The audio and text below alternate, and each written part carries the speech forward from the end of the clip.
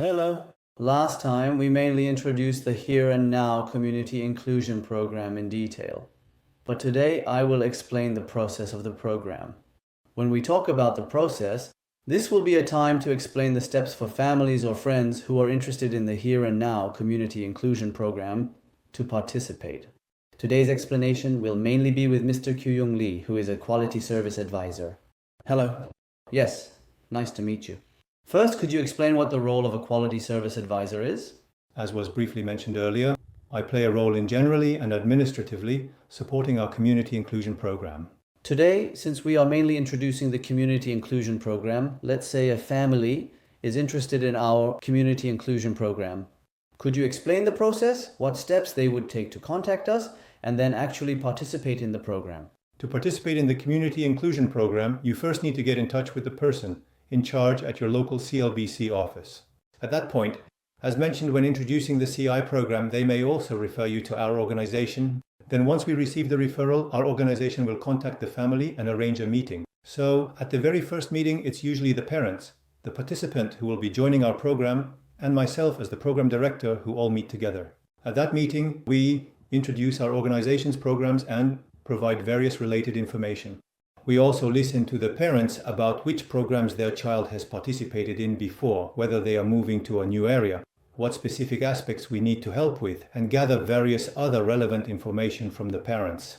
And once again, we ask the parents that if they wish to participate in these programs at our organization in the future, they should contact the CLBC office and ask the coordinator to confirm the schedule and any other necessary details. After some time, the CLBC coordinator will get in touch with us. At that point, we confirm how many days a week the individual can participate. Then, using the information the parents provided during the first meeting, we review the details more thoroughly to identify any specific needs. We look into the individual's characteristics, for example, whether they can eat by themselves, if they have any issues with riding in a car, whether they can dress themselves, as well as matters related to health and safety. Well, we also consider their personal preferences and tendencies, so we can determine which staff member would be best suited to support them. After that, we hold a meeting to select the staff members who will provide support. During this process, we create a support plan outlining what is needed to assist the individual, and we also develop a safety plan to ensure support is provided safely. Additionally, based on the information we currently have, we come up with activity plans for each activity that we think would be beneficial for them to participate in. To do that, having detailed information about our friend is really important, isn't it? So if parents can provide that kind of information in advance and preferably in writing, it would be a great help in creating a plan for their child. That's why we have an intake form. When we give that to you, please fill it out so that it includes the information we typically request, and then we receive it. After that, when you're almost at the final stage of joining a program we can support, we have one more meeting. So with the plan we've prepared, we check if there's anything else that needs to be confirmed. And finally, we ask if there's anything the parents want from this program. Above all, we make sure to see how a student can participate in the program in a way that is enjoyable and fulfilling for them. We also explain how the program operates overall. For example, that we take breaks on public holidays, whether there are any other days off during the year, how we communicate with parents, and what to do about lunch. In addition, we provide guidance on how to prepare any personal items or supplies that may be needed. After explaining all these details, we also obtain signatures. So once parents confirm that their child is ready and there are no issues with participating in the program, we begin the program at the scheduled time. How do you communicate with parents after the program has started? In general, you must be very worried now. So when children first join the program, we have several ways to address this. Officially, we communicate via email, but since many Koreans use KakaoTalk, we also use that for simpler communication. Through these channels, we can request anything needed for the program and also use them to confirm various matters as well. Additionally, we monitor whether the supporter is providing proper support and participating well, and whether the program director or relevant staff are checking in daily or weekly according to the established process. We make sure the supporter is adapting well, and above all, we monitor, review, and improve to ensure that our student is enjoying and actively participating in the program. We also have daily journals that we fill out together.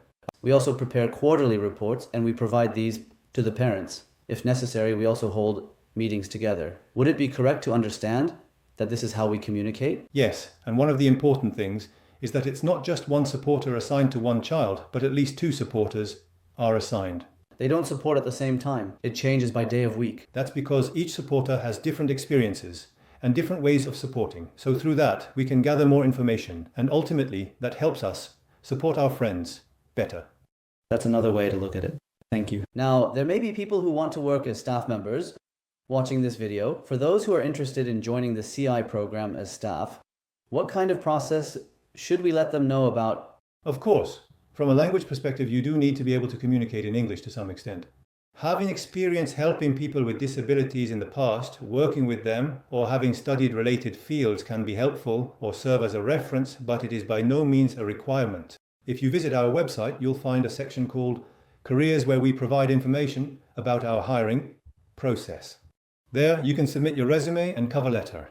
Alternatively, if someone contacts us through a referral, I will provide them with guidance as well. Once you submit your documents, we will invite you to our center, where you'll have the opportunity to briefly observe how our program operates and how supporters and our participants build relationships within the program. We usually offer this observation opportunity once or twice. At the same time, we also introduce our organization and give you a tour of our facilities. After that, you'll get to observe in detail how a supporter spends the longest shift, which is 6 hours in a day, from greeting the participant in the morning to seeing them off at the end of the day. So you'll be able to watch the entire support process from start to finish. This is part of the pre-employment process. Yep. Yes, that's correct. The reason we do this before hiring is so that when the person actually starts working, they have a clearer understanding of what the job is really like. Then through the actual interview, we can determine whether they truly want to do this work. So you can think of it as a way to first gauge how strong their motivation is before we proceed with the formal process. Since supporters have to work one-on-one with their friends, they have to do it alone, so there can be that pressure and various thoughts and feelings that come up about it. When you actually try it, it can be a bit different from what you first imagined. That can happen, but there are also many positive aspects. Yes. And then, as you mentioned, we move on to the interview. During the interview, we look at what kind of person they are, their personality, as well as things like their educational background and previous work experience. We also consider their interpersonal skills, and above all, whether they are healthy, since some of our friends are very energetic. When that happens, I see a lot of different ways I can react. So if the person says they want to work and completes the interview, and we decide to hire them, there are some documents that we need next. There are about 8 major categories. Among them, to introduce the 4 most important ones, you need to submit a criminal record check to confirm whether you have any criminal history in Canada, and you must also complete first aid training and provide the certification to show how you can respond in emergency situations here. Another requirement is to submit a physician's note to prove that you are in good health. Additionally, since you'll be in a communal environment, and some of our friends may have weaker health, you also need to undergo a tuberculosis test. You must complete the TB test and submit the results as well. In fact, these documents are not something we decided on arbitrarily, but are required by CLC, so they are mandatory submissions. Especially since they are related to safety, you could say these are the most important documents. Yes. Yes, there should be no health concerns, and there should also be no social issues. So as you mentioned, these are related to safety. Now, since this person has submitted all the required documents, they are ready to work, but before actually starting to provide support, they will meet with me for an orientation. Then, just like working at a regular workplace, I provide more detailed guidance on the specific roles of a community support worker. Next, I introduce the work regulations and policies related to working here. And above all, I clearly explain the rights of our clients, and within that, how you should provide support and what your position is. Also, occasionally, unfortunately, accidents do happen. There haven't been any major accidents, but in such cases, I need to explain how we report them. And as you mentioned, we also keep daily records when providing support. In the Shore Vision program, I also explain what kind of information should be recorded and how to record it, and introduce how to fill out the quarterly reports when we submit them. And finally, you will fill out an employment contract stating that you agree to work under these conditions at Hero Now. After that, at the scheduled time, you will be assigned to support that person directly. Yes. So last time we introduced the program, and today we mainly explained the process. If I may add one more thing, I have previously explained transition planning over several sessions. Right now, I have displayed the process on the screen, and this diagram is actually almost the same as the one for transition planning. The reason I'm showing you this is because if parents could go through this process before coming to the CI program, you would be able to write down things like your child's vision or goals, or their current situation, and what needs to be prepared or supported to achieve those goals.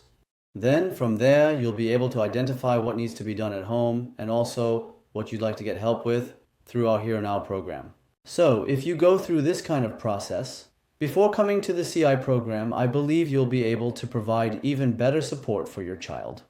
That's why I want to emphasize once again the importance of planning, and I encourage you to try preparing by going through this process. So, if you find it difficult to do this on your own, as I mentioned before, we gather about 5 families once or twice a year to do it together.